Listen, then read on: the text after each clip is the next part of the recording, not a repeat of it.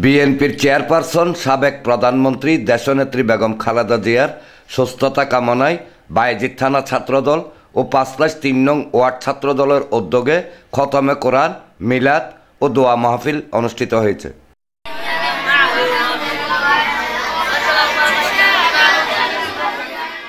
রোববার বাদে আসর পূর্ব ঘোষিত চলমান কর্মসূচির অংশ হিসেবে ওয়ার্ডের আতরা ডিপো এলাকার স্থানীয় একটি মাদ্রাসায় আয়োজিত মাহফিলে বায়েজিদ থানা বিএনপির সাবেক সাধারণ সম্পাদক আব্দুল কাদের জসিম, ৫/৩ নং ওয়ার্ড বিএনপির সাবেক সভাপতি মোহাম্মদ ইলিয়াস, দপ্তর সম্পাদক মোহাম্মদ আজম উদ্দিন, তথ্য ও গবেষণা সম্পাদক আব্দুল সবুর, ওয়ার্ড বিএনপির সাংগঠনিক সম্পাদক আব্দুল হালিম কালু, কোষাধ্যক্ষ বেলাল সর্দার, প্রচার সম্পাদক মোহাম্মদ চান মিয়া, সহসাধারণ সম্পাদক মোহাম্মদ আলম, বিএনপি নেতা মহিউদ্দিন জুয়েল, নাজিম উদ্দিন, চট্টগ্রাম মহানগর ছাত্রদলের যুগ্ম আহ্বায়ক এম এ হাসান বাপ্পা, বায়েজিদ থানা ছাত্রদলের আহ্বায়ক এস এম নোমান, যুগ্ম আহ্বায়ক রাফি আহমেদ রাব্বি, আল হানিফ, সদস্য মোহাম্মদ শাকিল, ৫/৩ নং ওয়ার্ড ছাত্রদলের সংগঠক মোহাম্মদ ফাহিম, হায়দার আলী মুন্না, মোহাম্মদ পারভেজ, মোহাম্মদ সুমন, বোরহান উদ্দিন,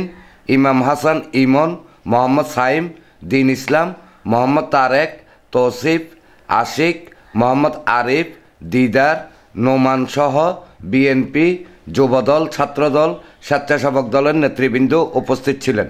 বেগম খালেদা জিয়ার মুক্তি কামনায় আল্লাহ অত্র এলাকার আল্লাহ বায়েজিদ থানার আল্লাহ অসংখ্য নেতা কর্মী আল্লাহ উপস্থিত হয়েছে। যত কিছু তালাওয়াত হয়েছে সব কিছু হাদিয়া লক্ষ কোটি গুণ বৃদ্ধি করে তোমার শাহী দরবারে কবুল আর আমিন। ইনশাআল্লাহ দেশবাসীর কাছেও আমি আবেদন করব যে আল্লাহর কাছে এবং যার যার গড যাদের ভিন্ন ধর্মে আছে, যারা সনাতন ধর্মে আছে, সবাই যার যার অবস্থান থেকে জানকি প্রার্থনা করে আমাদের সভানেত্রী এবং দেশমাতা যাতে আগামীতে সুস্থ হয়ে দেশ ও জাতির সেবা করতে পারে।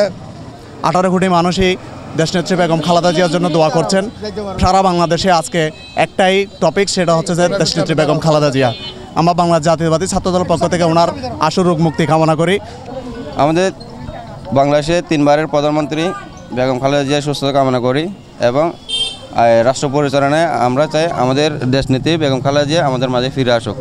এনামুল হক লিটন, প্রগতি 24 টিভি।